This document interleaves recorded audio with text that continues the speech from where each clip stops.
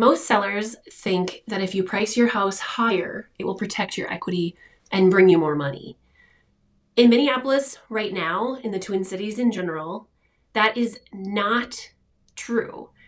The smartest pricing strategy often looks like a lower price on purpose. And let me tell you a few reasons why. It's not just because we are trying to put something on sale in hopes of, bringing in more people, although that is obviously part of it. There is something so, when you're looking at buyers, you're looking at how are they finding out about your property. And in the Twin Cities, there is a median price point, and that is a price point that the majority of the people who are looking for a property are looking in. So let's say I'm in South Minneapolis. South Minneapolis, you might have a $350,000 median price that a lot of people are looking at. So if you want to capture the most people, because we all know that to get your house sold, you want the most people possible to see it. So you want to price your home below the 350 mark, not because it's necessarily even that's not necessarily what they think they're going to get for the property, but that is what the search is going to be. So if you price your home at 360, probably 70% of people who are looking for properties aren't going to look at it. It's not going to come up in their search.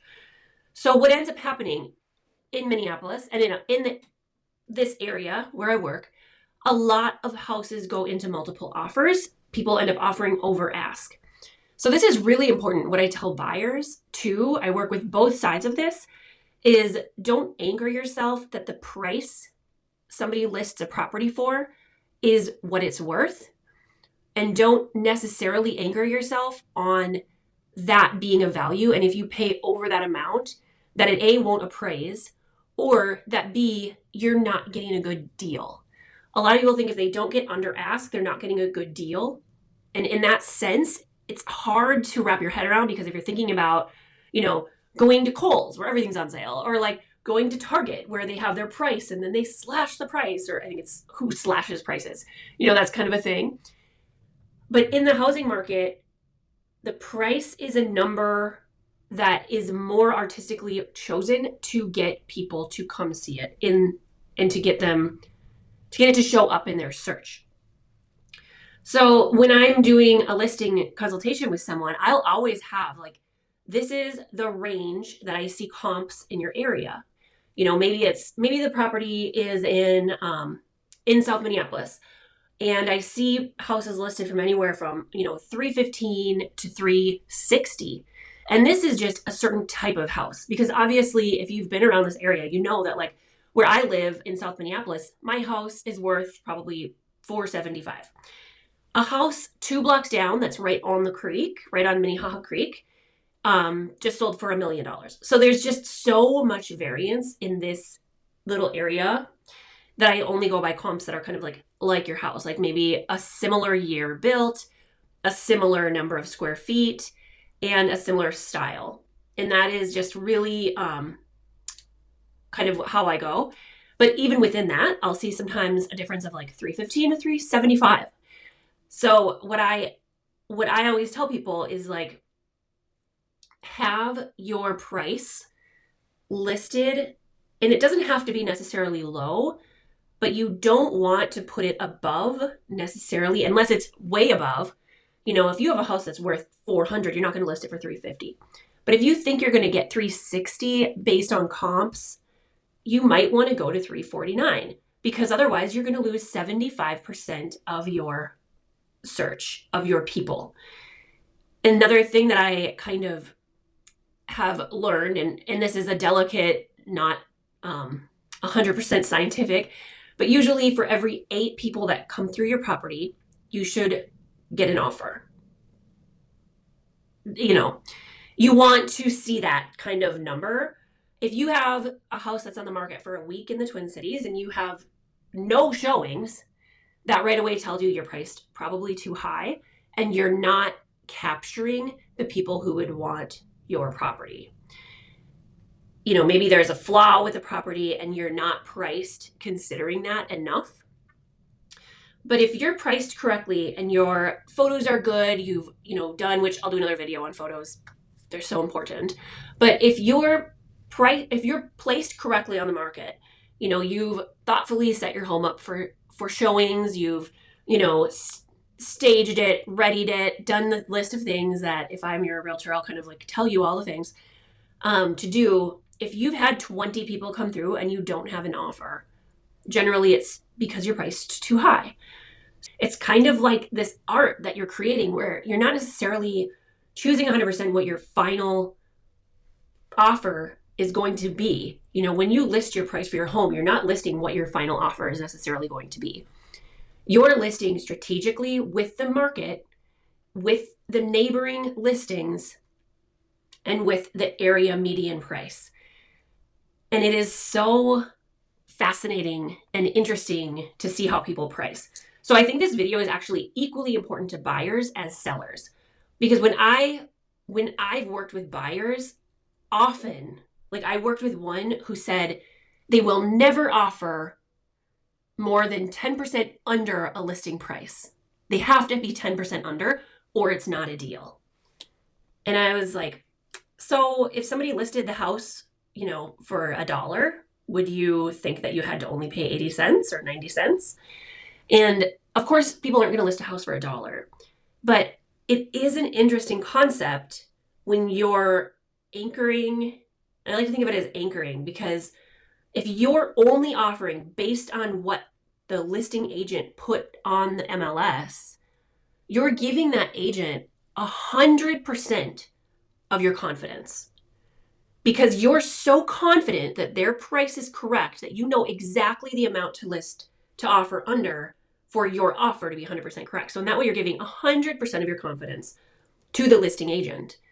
Where if I'm working with a buyer, my hope is that they're going to put, if all, or at least a lot of their confidence in me, knowing I'm going to know based on, are there other offers on the property?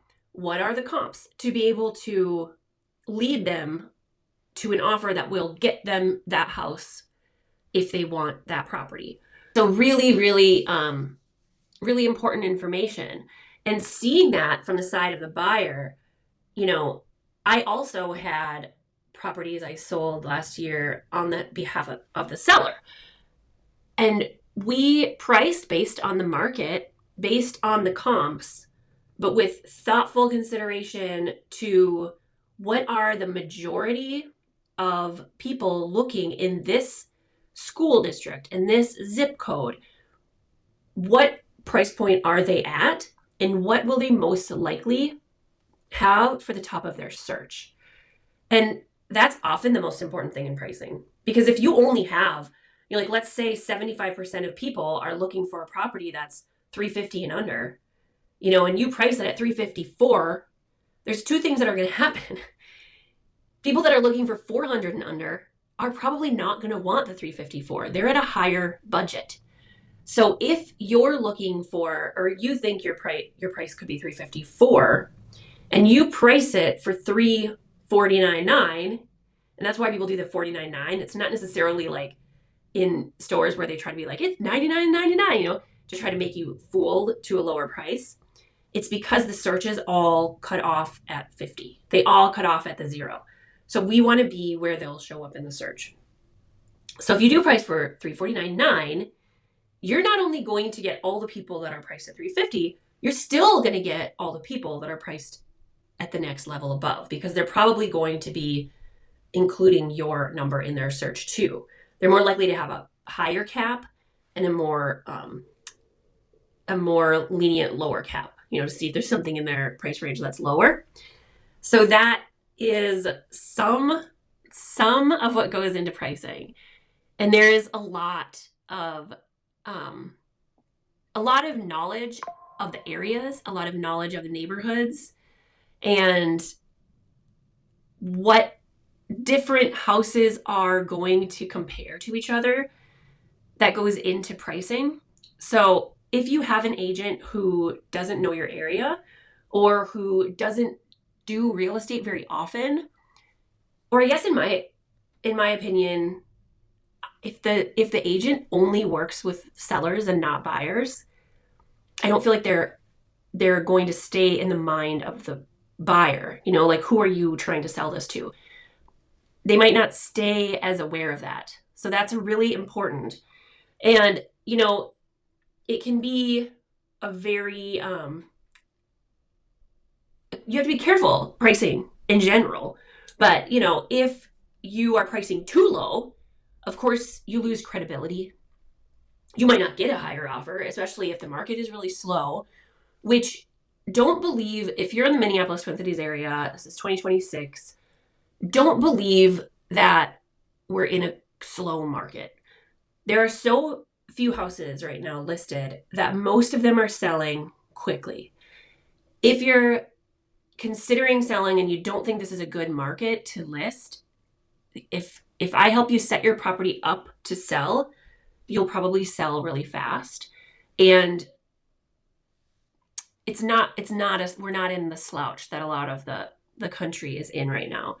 So, and there's a lot going on in Minneapolis. It's still, houses are selling in multiple offers within days. We just don't have enough houses to accommodate the people who want to own a house. So this is a lot of information I just gave you. Like I said, it's really important for buyers, really important for sellers. When I started this video, I was thinking more for sellers because we're coming into a market where I have people that are going to be selling in the next few months. If you're interested in talking to me about selling, if you want me to just come and look at your house, or you can just send me your address and I can give you an analysis of the neighborhood. I can just give you like the demographic median cost of houses in your area. Just shoot me a DM or a text. My phone number is listed on my channel. So yeah, connect with me. I would love to chat with you. I work with Minneapolis, St. Paul, and all of the surrounding suburbs. I've done all the way from like Rosemont to Maple Grove,